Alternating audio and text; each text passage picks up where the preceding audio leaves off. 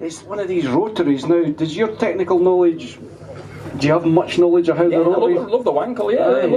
Yeah. I ended up riding the new Crichton, the new Crichton. I rode that last year, I think, at Cadwell. Amazing piece of kit, really fast. You just think, these sort of reciprocating internal combustion, there's all the stopping and starting going on with the pistons. You think that is it's more of an efficient idea, but again, it's just the lubricating of it, so it's never really caught on. But yeah, they're an amazing thing. And I think they're fabulous as well. You know the old flames spitting out the back and everything, and these things, I love that.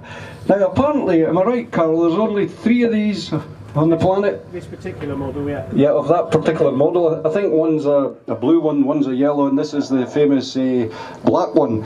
And this one's for sale, folks. And my wife's somewhere in the audience, and I suggested maybe we could look at that, but I got the knockback on that one. I'm not getting that Norton, I'm sorry to say. Anyway, Carl, it sounds different to most bikes. It sounds just as good, but definitely different. You're going to fire it up for us? Do we want to hear it, folks? Yes, we do, and I think Guy Martin wants to hear it as well. And you can have a wee look there, Guy, and see what you... Electric start, yeah, it's a race bike with a number plate. Yeah. He still looks right on a race bike, doesn't he? By the way, that is a race bike, but it's registered for the road.